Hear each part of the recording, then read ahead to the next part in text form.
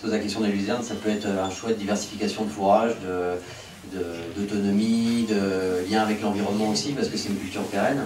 Il y a aussi la partie fibre qui se pose souvent avec la luzerne. Elle a un gros avantage, c'est que au-delà de l'apport physique que vous mettez dans la ration par un fourrage qui est un peu plus fibreux que du maïs, vous avez aussi tout ce qu'on appelle la fibrosité chimique de la luzerne, en l'occurrence son pouvoir tampon, c'est-à-dire qu'elle est très riche en MAT, elle est aussi riche en calcium, mais chimiquement elle va permettre de diminuer le pH du rumen si vous êtes en situation d'acidose, enfin de remonter. L'effet rendement aussi, hein, souvent ce qui fait le choix de la luzerne, c'est un peu le différentiel rendement luzerne, rendement maïs, et bien souvent ça va de pair. Les rendements sont souvent équivalents dans une exploitation entre le maïs et la luzerne.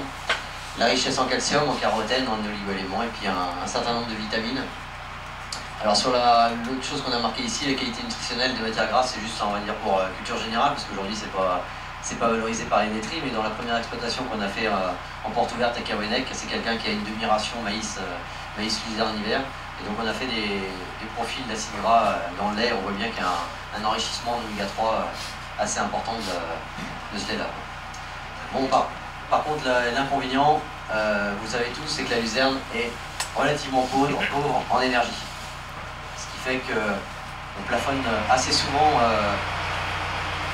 dans la quantité qu'on met dans la ration si on ne trouve pas une alternative pour apporter de l'énergie en face. Donc je reviens sur l'exemple où on était mardi aussi. Quand on arrive à une demi-ration de luzerne l'hiver, une demi-ration de luzerne, une demi-ration de maïs, lui il a fait le choix pour reconcentrer sa ration d'apporter de la betterave. Donc, ça pourrait être de l'orge, ça pourrait être autre chose, mais si on veut garder le niveau de production, il va falloir absolument pallier ce déficit en énergie. Et l'autre chose, 70% de la valeur en protéines de la luzerne, elle est dans la feuille.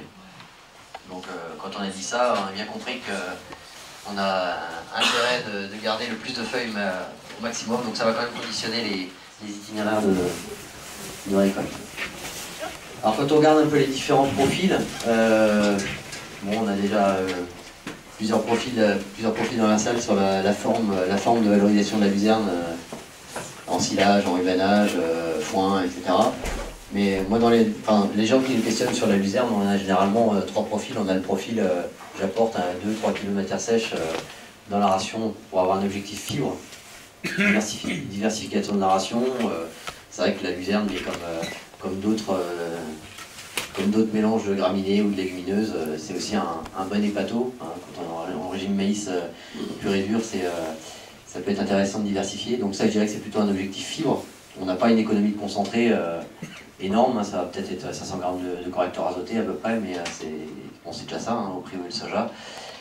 Et vous avez l'autre extrême qui est en haut de la page, là, qui est plutôt plus de 50% de la ration hivernale, et dans ce cas-là, on a vraiment un objectif d'autonomie alimentaire et une vraie réduction du correcteur azoté avec des chiffres qui marquent un peu plus. Par contre, le problème de ces niveaux-là, c'est comment on redensifie énergétiquement la ration pour maintenir le potentiel de production.